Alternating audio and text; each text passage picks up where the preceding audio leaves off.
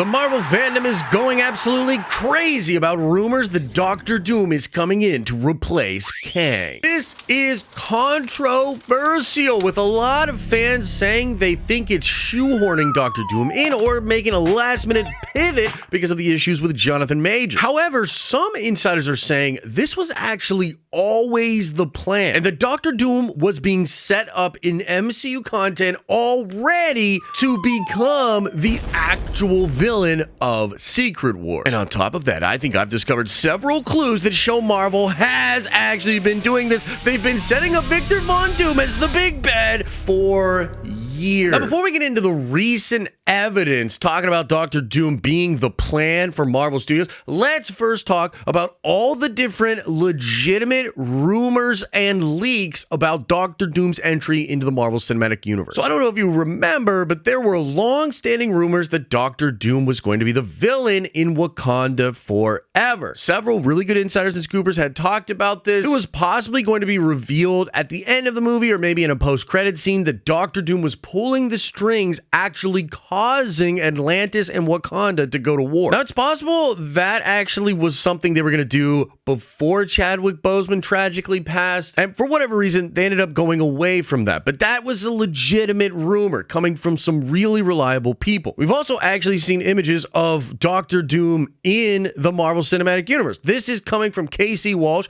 who leaked this incredible pre-viz that several other people had. This is legitimate. This comes from Marvel Studios, and it was a design for Doctor Doom. People had speculated maybe this was going to tie into Secret Invasion at one time, or this was actually maybe for the post-credit scene that was originally going to come at the end of Wakanda Forever. Now, a very long time ago, when we were first getting scoops about the Fantastic Four, insider and scooper Jeff Snyder reported that he had heard that Doctor Doom would not be the main villain of the Fantastic Four movie, but instead, Victor Von Doom was being saved for a post-credit scene or something at the end of the film. I also think it's important to note that Jeff had hinted multiple times on different streams and videos that he believed Doctor Doom was going to be the actual villain of Secret Wars. Like, I remember several clips where he's just in conversation with John Roca, and he said something to the effect of, well, I don't see Kang as an actual villain that is deserving of the Secret Wars movie. I think that's a guy like Doctor Doom. Doctor Doom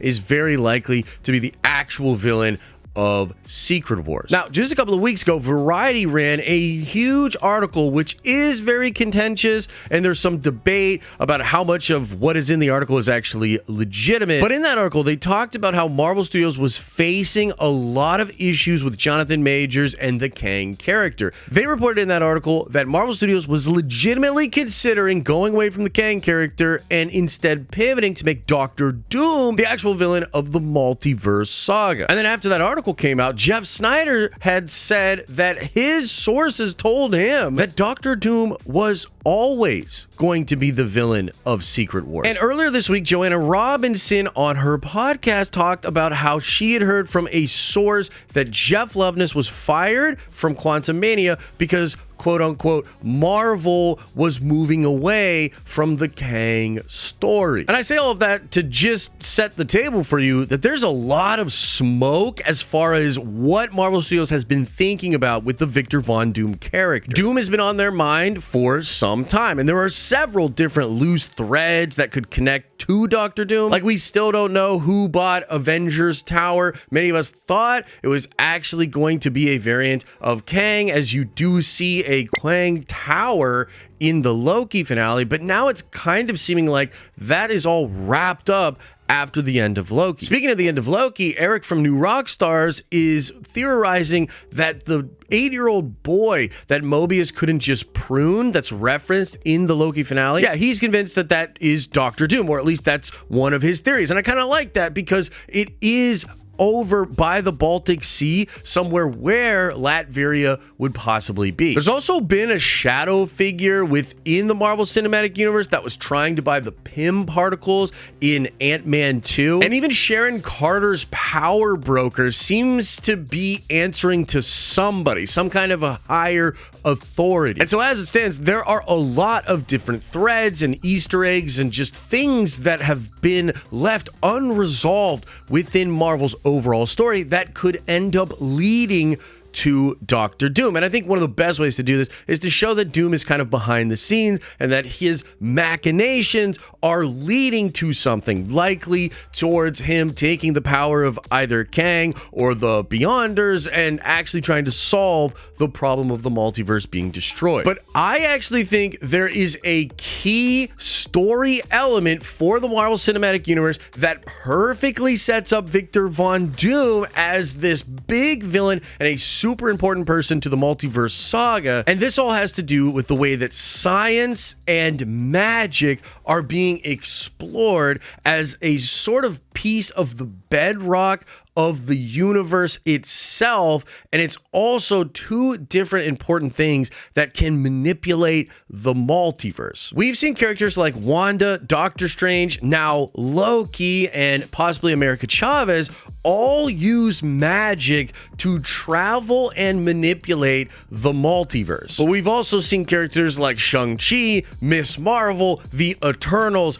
Kang himself, and the TVA all use technology to travel and manipulate the multiverse. A lot of us nerds have been speculating about this for a long time. There are even scenes in Thor 1 where Thor talks about what Jane Foster knows as science, he knows as magic. And I think the Eternals movie itself was really trying to show us this aspect of the multiverse, showing us that technology at a very high level can be damn near indistinguishable from magic. I mean, consider Cersei as a character. She is an Eternal, an artificial being created in the World Forge, and yet she is able to actually use magic to transmutate other physical objects. She's even able to transmutate a celestial. So she's a piece of technology that's able to tap into magic, and I think that's significant. And another thing that fans have been pointing out for a long time is that a lot of the imagery, like the hieroglyphs or whatever these symbols are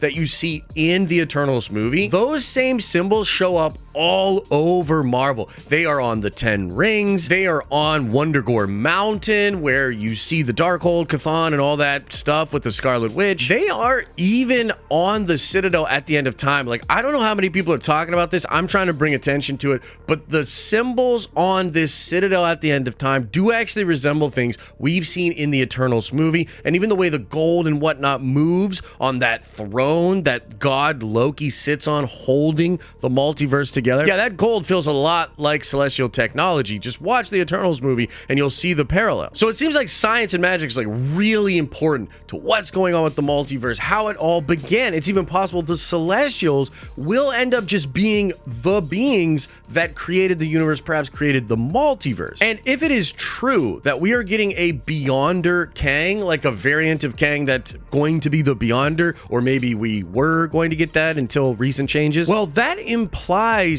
power that is beyond everything within the Marvel multiverse. This would give a person powers to instantly transmutate reality, change things, go back in time, like almost unlimited power, which feels like a power that basically science and magic within our own universe are tapping into every time it does something, it accomplishes something. I don't want to get too sweaty and nerdy here, but it's basically the idea that the way things work within the universe is an organization of incredible untapped potential and power that would exist in the Beyondverse or outside of the universe. And the reason this is the perfect setup for a person like Victor Von Doom is that his whole thing is the combination of science and magic. Victor Von Doom's origin story is crazy, but one of the things that a lot of people don't realize is that he is like Doctor Strange and Iron Man combined. Victor's father was an inventor and a healer and very good with technology, and Victor's mother was literally a Romanian witch. Both his mother and his father are killed by the warlord or leader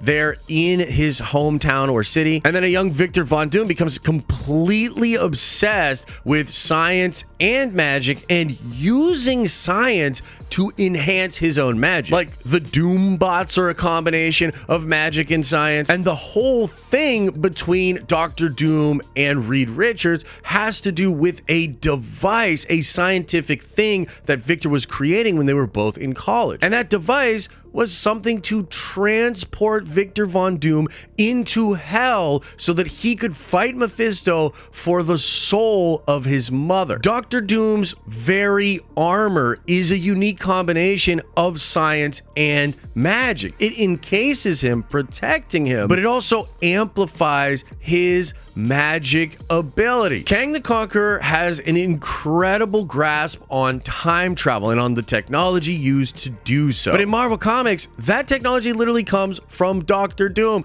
Dr. Doom is the one who invents time travel, and in the comic books, Kang the Conqueror even admits that it was Victor Von Doom's creation of the time platform which led to the technology that Kang would then use to travel throughout the time stream. So if the fabric of the universe, of the entire multiverse, is essentially science and magic working together, then there is no better character in Marvel's entire history and catalog than Victor Von Doom to be able to understand that and manipulate it. That's why I think it's actually possible that this was always the plan, that Victor had been set off to the side because they knew they were going to set him up in the background and eventually have him take over and be the one to take the powers of the Beyonder and to be basically the big bad, the threat in the Secret Wars movie. I gotta know what you think about this, so let me know in the comments section below. And as I always say, I hope you're having an awesome and a nerdy day, and I'll see you